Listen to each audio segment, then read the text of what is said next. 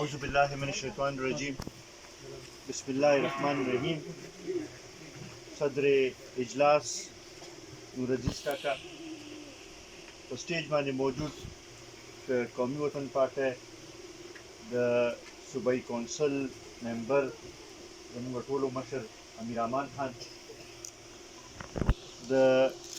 قومي وطن پارټۍ د PK56 د ارګنایزینګ کمیټې ممبر جاوید حسین خان، دوست محمد حجي صاحب چې ستاسو د یونین کونسل سره هم تعلق ساتي، زموږ ټولو د پارټۍ مشر دی غني حجي صاحب، موسی خان دلته کې راغلی، د مندني نه انور خان بابو صاحب، علي شاه لالا، د ډکي نه زموږ ناظم صاحب ابرار خان او ناظم صاحب اجمل خان، دلته کې د قومي وطن پارټۍ د استادانو مشر فضل دیان خان، د ستاسو د یونین کونسل عاصم ناظم صاحب، د یونین کونسل چیرمین فرید عالم خان او د هغوی ټوله کابینه، د ویلیج کونسل چیرمین شمشاد خان او د هغوی ټوله کابینه، او دلته کې راغلي د پارټۍ مشرانو، د کوز بارم ډیری یونین کونسل ملګرو مشرانو او د زمونږ د تنګي تحصیل مشرانو عزتمندو، السلام علیکم. ټولو کې اول خو زه د خپل لخوا او د قومي وطن پارټۍ د ټولو کارکونانو له لخوا لیاقت شاه ورور، عبدالحمید کاکا، شیر بهادر خان، باچا ګل، سید عالم شاه او د هغوی سره چې ګڼ شمېر کم عزتمند مشران او ځوانان موږ سره نن په قومي وطن پارټۍ کې شامل شو، هغوی ټولو ته هرکلی وایم او دا یقینداني وله ورکوم چې تاسو یو صحیح فیصله وکړه او انشاءالله یو ځای به د پښتون قام د ترقۍ د سوکالۍ لپاره یو ځای به جدوجهد به کوو به او انشاءالله دا قام به د ترقۍ په لار روان وو. عزتمندو، تاسو ته پته ده چې لیاقت شاه خان دي او د هغوی دا ټول خاندان یو ډېر غټ خاندان دی دلته کې، او د دوی راتلو سره زما دا یقین دی چې دا ویلیج کونسل چې دی کې به زموږ نور هم پارټي مضبوطېږي به، او انشاءالله دا موږ تمه لرو چې دوی څنګه چې مخکې په MP کې منډې تړې والې هغه شانتې هلې ځلې به اوس د قومي وطن پارټۍ لپاره به کوي به، او د دوی او کم چې موجوده نوی تنظیم جوړ شوی دی هغوی په مشترکه محنت سره به انشاءالله دا کوز بارم ډیری یونین کونسل او دا بر بارم ډیری ویلیج کونسل چې دی دا به زموږ مضبوط یو ګډ جوړېږي به، او انشاءالله دا به موږ ثابتوو چې څنګه چې دا هلته مخکې د F16 په نوم باندې مشهور و، دا هغه شانتې به دوباره بیا به دا پارټي دلته کې مضبوطېږي به. عزتمندو، دې نه مخکې چې زه نورې خبرې شروع کړم، که تاسو وګورئ نو د تېر هفته 10 ورځو کې زموږ په دې ملک باندې ډېر سخت حالات راغلل. سیلابونو سلسله شروع ده، اوس هم لا همغه سلسله په نورو صوبو کې لا روانه ده. بلوچستان یې ډېر زیات خراب کړو، سند یې ډېر زیات خراب کړو، زموږ صوبې کې د سوات نه واخله تر د DI خان او ټانک پورې ضلعې ټولې خرابې کړې، خصوصا سوات، دیر، کوهستان، بیا دلته کې زموږ چارسدې کې ډېر نقصان یې وکړو، په نوخار کې، په DI خان کې، په ټانک کې، مختلف ځایونو کې نقصانات وشو. یو خو په دې وخت کې پکار دی چې ټول څومره پارټۍ چې دي هغوی هغه نور څیزونه یو طرف ته کړي، دا کم خلک چې بې کوره شوي دي، دا کمو خلکو باندې چې تکلیف راغلی دی،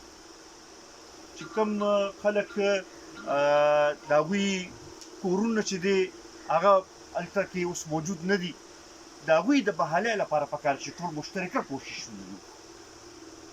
خو بدقسمتۍ نه په دې حالاتو کې یو پارټي ده چې هغه اوس هم سیاست کوي.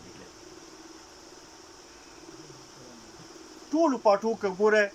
هغه اختلافات هر څه یو طرف ته کړي دي او دې طرف ته توجه ورکوي لګېدي چې یاره د سیلاب زدګانو چې دی د هغوی مدد کول پکار خو زه نه پوهېږم چې هغه تحریک انصاف چې ځان ته ډېر د دې ملک خیرخوا وایي چې هغوی په دې وخت کې د جلسو او د نور سیاست کولو طرف ته ولې توجه ورکوي په دې باندې تاسو پخپله سوچ وکړئ چې د دې کوم طرف ته توجه ده بیا ورسره دلته کې خصوصا په خپل صوبې کې که مونږ وګورو نو مونږ ته صوبایي حکومت اړو ښکاري نه خاص کر دې سیلاب په دغه کې حالاتو کې که سند کې ګورو وزیر اعلی هر ځای ته روان دی ځان رسوي او سیلاب زدګانو سره ملاویږي هلته کې دغه هم کوي او کوشش کوي لږ یې په حل کولو بلوچستان کې که ګورو وزیر اعظم هم ځي او دغه ځای وزیر اعلی هم ځي او دغه لګیا دي خو موږ په دې پوه نه شو چې هغه زموږ محمود خان څه شو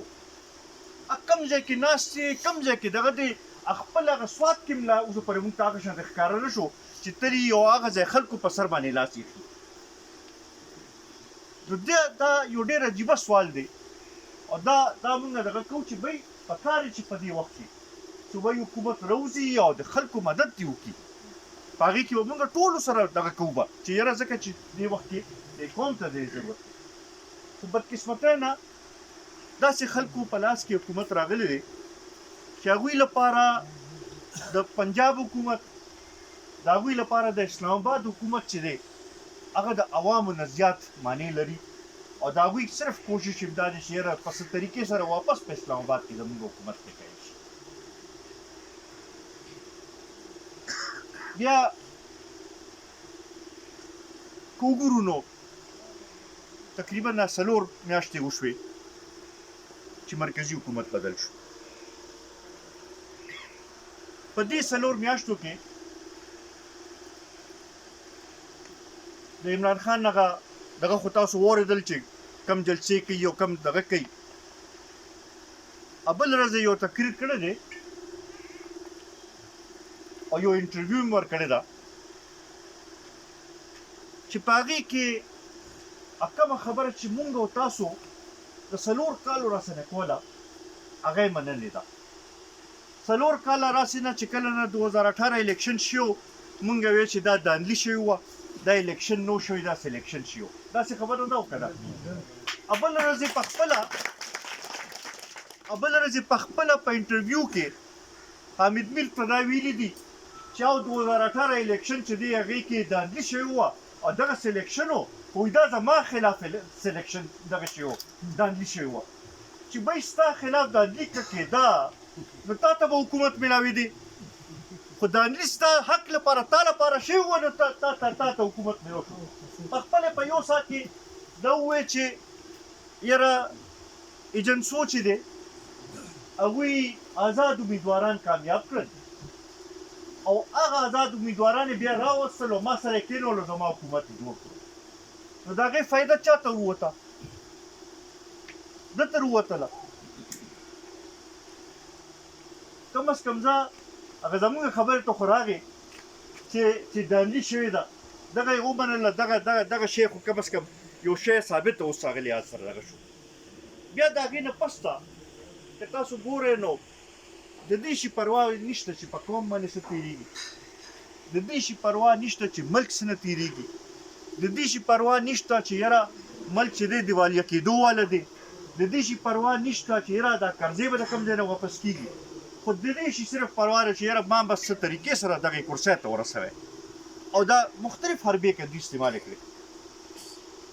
یو لحاظ سره هغه د خپل د اقتدار لپاره چې دی دا ټول ملک په داو باندې لګول غواړي نو آیا داسې قیادت چې دی هغه زمونږ مسایل به حل کړي هغه به زمونږ د ترقۍ یا د نور څه طرف ته به توجه ورکړي تاسو په خپله پې سوچ وکړئ بیا ورسره که مونږ وګورو نو 4 کاله خو د حکومت وکړو که نه دعوې او د وعدې خو ډېرې زیاتې کړې وي موسی خان هغې طرف ته اشاره وکړه چې د نوې پاکستان جوړولو خبره یې کړې وه. نو د هغې هغه نوې پاکستان خو د بارامډیري خلکو نه دغه کوو تپوس کوو چې د هغې نوې پاکستان په نتیجه کې هغه بجلي چې د 40 کالو نه ستاسو لګوله ستاسو په یو لحاظ سره زمینداري روانه وه، ستاسو په یو لحاظ سره ژوند روان و، هغه بجلي کټ شوه او که کټ نه شوه. او یم د دوی د نمایندګانو په دغه باندې وشوه، په مرضی باندې وشوه. اول خو زه په دې نه پوهېږم چې یو کس د یو علاقې نماینده وټاکلی شي، نو هغه د هغه ځای د حقوقو تپوس به کوي، د هغه ځای د خلکو د مشکلاتو د حل کولو لپاره به آواز اوچتوي، او که نه هغه به دا دسخط کوي چې یاره زما د علاقې نه یو سهولت چې زما علاقې خلکو ته میلو دی دا ترې واپس واخلئ. داسې نمایندګان ما چاته په ژوند کې نه کتلي. اوس بیا خلکو له ډرامه دوکه ورکوي و چې یاره ما بس ټول کار مونږ سیټ کړی. مونږ له اول د دې جواب راکړه چې دا بجلي چې کټ کېده دا د چا په اجازت سره کټ شوې وه، د چا په دسخط سره کټ شوې وه، د چا په سلا سره کټ شوې. د دې جواب راکړه دې کوم له بیا به هغې نه پس نورې خبرې کوم. عزتمندو دې نه به تاسو ته لږه دا اندازه وشي چې د دې علاقې خیرخوا څوک. آیا هغه کسې خیرخوا و چې چا تاسو له بجلي راوستې وه، تاسو له دلته کې سکولونه جوړ کړي وو، تاسو له دلته کې روډونه جوړ کړي وو، تاسو له دلته کې ترقي راوستلې وه، دلته کې د پلې ډیم په شکل کې د نور داسې غټې منصوبې چې دي هغه تاسو له وړي وو. او که نه هغه نمایندګان چې چا تاسو نه بجلي کټ کړه، چې چا روانې منصوبې چې دي هغه سرته ونه رسولې، چا دغه مخامخ دغه روډ د دیر والا چې دی چې غټ روډ چې منظور دی، پیسې ټولې دغه مونږ منظوري کړي دي او دوی صرف کار پرې نشي شروع کولی. نو داسې نمایندګان هم پکار دي او که نه داسې نماینده هم پکار دی چې هغه تاسو له په هره موقع باندې اواز وچتو. عزتمندو دا زموږ علاقه ده، د دې علاقې هر مشکل زموږ مشکل دی، دا یوازې ستاسو مشکل نه دی. انشاءالله دې لپاره چې موږ نه څه کیدی شو موږ به کوو. به دې نه مخکې چې کله ستاسو درنه وه زموږ پارټۍ ملګري راغلي دي او پوره پکې شرکت کړی دی. انشاءالله اوس به چې هر ځای کې دغه وي عاصم خان که هغه هر فورم باندې اواز اوچتولي به کوو به او انشاءالله دا مسله به حل کوو به. دا خلک به زه درولم چې دی راته کولی انشاءالله انشاءالله.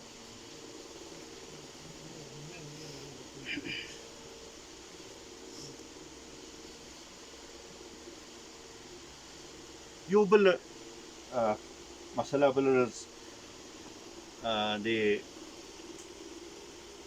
د نوې پاکستان والا کوم مشر چې دی هغه لویستې ده، یو نوې عجیبه خبره یې کړې ده، وایي چې څومره ډیویژنونه چې دي دا صوبې جوړې کړي. اول ته دا تپوس کوو چې تا خو هغه پنجاب کې جنوبي پنجاب والو سره واده کړې وه چې ستاسو صوبه به جوړوم، نو په 4 کاله کې دې هغه یو صوبه جوړه نه کړه او اوس وایې چې 50 صوبې جوړېدل پکار دي. بیا خاص کر د پښتنو په حوالې سره مونږ پښتانه خو دا اوس هم جاړو چې مونږ اوس هم تقسیم یو. اول رانه خیبر پښتونخوا زمونږ صوبې کې لرې کړی وو، هغه یو بېله حصه دغه وه، دا ښه شکر دی چې د ټولو پاټو په جدوجہد سره او دغه سره هغه مونږ سره یو ځای شوه. مونږ خو دا غواړو چې د بلوچستان هم چې کوم پښتانه دي چې هغه هم د مونږ سره شي، چې زمونږ یو متحده صوبه شي چې د پښتنو مؤثر اواز موجود وي. ته راته هر ډیویژن چې صوبه کې نو نور مونږ نور تقسیمې، دا هېڅ صورت کې مونږ نه منظورو. دا چې دی مونږ داسې ګڼو چې دا د پښتنو خلاف سازش دی چې دا دې کوم دا عزتمندو. دغې سره سره زه د موجوده حکومت ته ویل غواړم چې ستاسو مرسته که دې قوم کړې وه، ستاسو مرسته که قومي وطن پارټي کړې وه نو په دې بیانیه کړې وه چې تاسو وایئ چې داندلي شوې ده او دا عمران خان نااهله دی دې د قوم مسایل نشي حل کولی اوس تاسو حکومت راغلی دی که تاسو همدغه لارې باندې روان یې که ګرانۍ کې همداسې اضافه کېدل لګیا وه نو بیا کم از کم مونږ بیا د هغې دغه نشو کوی ځکه چې مونږ به قوم سره ودرېږو دې ته هم دا وایو چې بی دې طرف ته توجه ورکړئ ځکه دې وخت کې د هر یو کس مسله چې د ګراني ده داسې ده که نه دې طرف ته توجه ورکول پکار دي ټیک ته مونږ په دې پوهېږو چې عمران خان دومره قرضې اخیستې دي چې د هغې د وجې نه ټول ملک په مشکل کې دی خو بیا هم زمونږ دا دغه دی چې د عوامو طرف ته توجه ورکول پکار دي غریبانانو طرف ته توجه ورکول پکار دي چې دوی له ریلیف میلاو شي د دوی مشکلاتو کې کمی راشي خرچې دی چې دی هغه پکار دی چې حکومت یې خپلې خرچې کمې کړي د وزیرانو خرچې دی کمې شي د نور داسې کم دغه چې د هغې خرچې دی کمې شي په غریبانانو باندې د بوج نه اچولي کېږي او که دا دې طرف ته دوی توجه ورنه کړه نو بیا به دې خلاف مونږ هم روځو او اواز به اوچتو به روډونو ته به روځو دا یې پورې به په ارام بیا نه کېږي عزتمندو انشاءالله هغه وخت لري نه دی چې حقیقي انتخابات تاسو د نوې پاکستان والا مو کتل زما خیال دی چې دې ځله په دې شي باندې اوس خلک ښه پوهېږي چې زمونږ د علاقې خیر چې دی هغه د ملي رهبر جناب آفتاب احمد خان شیرپور په شکل دی داسې ده که نه نو دا به تمه کومه چې تاسو به کښېنئ خپل کشران به هم پوهوئ ګرځئ به او دا به هر څوک به په دې خبرې باندې قایل کوئ چې د دې وخت او د دې علاقې دا ضرورت دی چې مونږ را روان الیکشن کې ملي رهبر جناب آفتاب احمد خان شیرپور کامیاب انشاءالله د هغه کامیابي د دې علاقې کامیابي ده د هغه کامیابي د دې علاقې ترقي ده د هغه کامیابي د علاقې له روزګار راوړل دي د هغه کامیابي زمونږ را روان نسلونو مستقبل روښانه کول دي دې حوالې سره چې دا پیغام چې د کور کوڅه کوڅه ته ورسوئ او انشاءالله زما دا یقین دی چې په تاسو سره هر څوک په دې خبرې باندې لبیک به وایي زه یو ځل بیا د لیاقت شاه روډ د عبدالحمید کاکا شیربادر خان او د هغوی سره چې ګڼ شمېر کم عزتمند مشران موږ سره نن شامل شو د هغوی یو ځل بیا شکریا ادا کوم چې موږ له دا موقع راکړه چې دلته کې راشو تاسو سره یو څو خبرې وکړو انشاءالله دا تمه لرمه چې تاسو به دا پیغام هر ځای ته به رسوئ دا نوی تنظیم چې کوم جوړ شوی دی دوی نه هم زه دا تمه لرم چې دوی به همدغه شانتې خپل هلې ځلې جاري ساتي او انشاءالله دا تنظیمونو طرف ته هم توجه ورکوو به د علاقې د کور کلی ته به دا خپل پارټۍ پیغام رسوو به او انشاءالله را روان الیکشن کې به ثابتوو چې دا تنګي تحصیل چې دی دا مخکې هم د قومي وطن پارټۍ و نن هم د قومي وطن پارټۍ دی او انشاءالله را روان وخت کې هم د قومي وطن پارټۍ دی ډېره مهرباني